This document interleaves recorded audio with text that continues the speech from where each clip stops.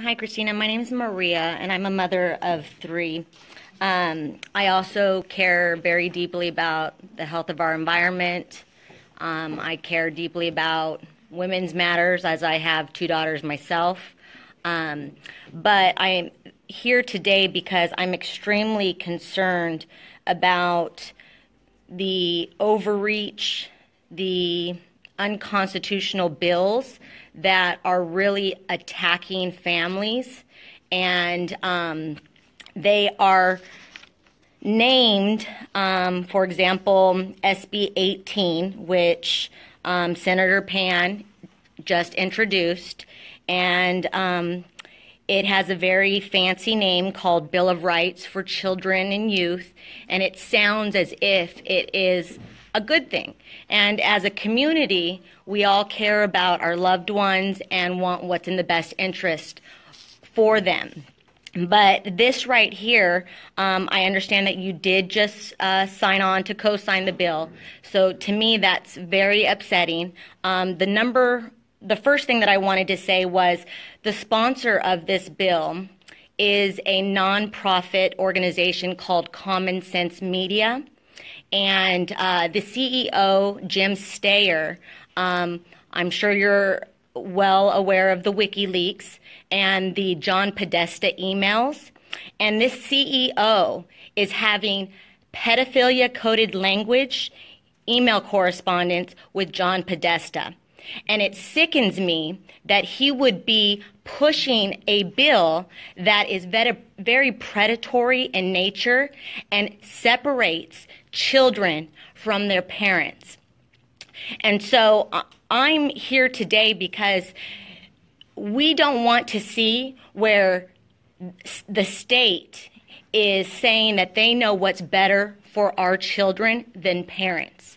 And in this bill, that is exactly what is happening. And CPS can very well come in and start taking children away because parents are not complying with things that the state deems that they should be doing. So, when we talk about the environment and we talk about, the toxins that our children are being exposed to more and more, and we're seeing it in the food that we eat that is cancer causing with these genetically modified organisms, and our meat that is pumped full of antibiotics and just contaminating people. And then we look at our water and we look at what's being put into our water that's dumbing down our population, and then we look into what's being dumped over our head that has no disclosure, and we look at these bills, even like SB 382, Senator Pan also just introduced this, the Zika spraying. So, people are not being informed, and they don't have informed consent to say, here, we're going to dump a bunch of cancer-causing pesticides on you, and there's no recourse.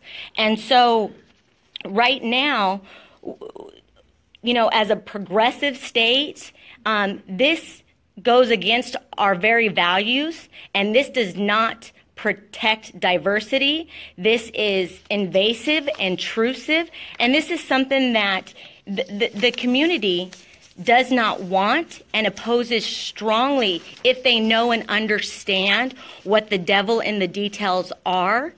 And the medicine that is being pumped into our children when we talk about special needs. And it's very unfortunate because the big elephant in the room is that our children are being aggressively immunized before they can walk and talk and tell you something is wrong and something is hurting them and something is making them sick. And then all of a sudden you see these children, they're not developing properly. And all of a sudden they've got learning disabilities, they've got behavioral issues, they're sickly, they've got asthma, they got food allergies, they got autism, they've got cancer. We have a generation of sick children. And it is bills like this that are doing wrong by families, and it's an attack on families. So I hope that you would please remove your sponsorship of SB 18 because it is wrong for California and it is wrong for families. And I hope that you also oppose SB 426, that is for home visiting, so that way families can start getting knocks at the doors, because guess what? You know, the state says that they're short on a shot that they need to be immunized on, that parent does not want to inject that child with further known harm that they have witnessed, and that they have already been medically bullied and retaliated against by medical providers who are not reporting adverse reactions and events. So I also hope, if you care about clean water, like you say, social justice matters, then SB 218 is a clean water in the schools bill. That is something that is a legislative bill that families can support, because that is what we need. Also, SB 746, because as you know, SB 277, which is a very controversial bill that is ultimately going to go all the way to the Supreme Court, because it discriminates against children for their vaccine status, and it denies children their California constitutional right to their public education. So with SB 746, that's the one that is for the pupils, physicians by DC and NDs, so that way children can get medical exemptions by naturopathic doctors, and not just MDs who are following a big pharma, too big to fail system of a one-size-fits-all medicine that is doing harm to our children and our babies. So I can't comment on the other bills since I haven't seen them, but definitely will take a list and write them down for you. SB 18 is the bill that I am co-authoring. Fancy title or not, I do believe in basic rights on education and safety and health for our kids. But that said, I do think that the concern you have about parents' rights being encroached upon is an important concern to raise. I have a couple of constituents who have been talking to us, who've been going back and forth about some of the amendments to try to find that spot through the different committee hearings and their process to move. The amendments make the bill even worse than the way it originally was introduced. So as we work through the process to guarantee that we find that spot where our parents' rights are a priority that we want to maintain, but that we are saying, as we're trying to change that culture, that these rights are important for our kids. I don't think, clearly, and you're not alone, I've had other constituents call in, and some of them are more engaged in the process of me to try to find amendments to get to a spot where they're more comfortable with the bill. And so I hope that we can find that sweet spot and we can figure out a way to have some basic rights for our children while still protecting our parents' rights.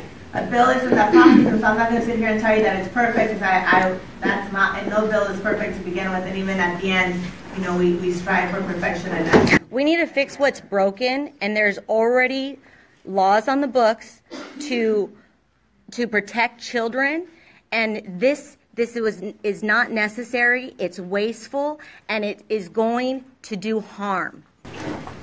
I hope that we continue to work on those amendments, and I don't know that I'll ever get to, but I do hope that's part of the process, that we work on those amendments together to try to get to something that says that kids are entitled to quality education, all of our kids. Quality education, but who determines that? Who determines quality education? Before I go through this bill, we work through that process. I think all of your answers are not answered. You're right, there's a lot of vagueness right now. So I completely agree with you there that how do we get to a bill where we clarify that vagueness, that language isn't vague. If the amendments you feel are worse off, definitely recommend you help us draft language so we can say that these children are entitled to basic health, education, safety. They already are. They already are. They already get a California constitutional right to education. We're getting there right now. And so my goal is that we find that spot where we're doing that and we're protecting our parents' rights. I'm not trying to take kids away from parents. We don't have a system that can take them in. We already have a foster care system that's not adequate. The human trafficking is a huge problem right now, and it's not being addressed, and that is what should be focused on. We're actually working on human trafficking, and we had some that we did last year in some budget.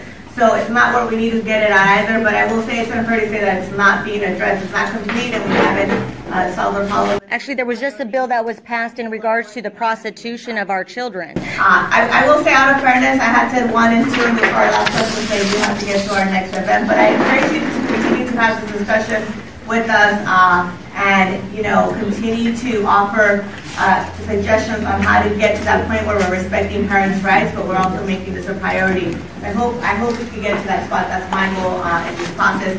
And our peers will continue to have input, including yourselves, and a vote will be taken. And so I just hope we can. I think we can achieve both these. So I had 1 and 2. I was earlier, they had told you to give me the sign, but I do want to thank you for taking time out of your busy schedule to be here. I do want to hope you encourage you in the same way that our last speaker is tracking a number of bills. I do want to encourage you to track bills like them and give your input on them, because that's part of the process that is really important out here for our community. So I want to encourage you to track bills on a regular basis. That myself or other individuals are doing, and give that input. It does help, and it does matter in this process. And so thank you for taking time on this Saturday morning. Stay in touch with us. We have a number of activities throughout the year, and I continue to see you guys on a regular basis out there. Thank you.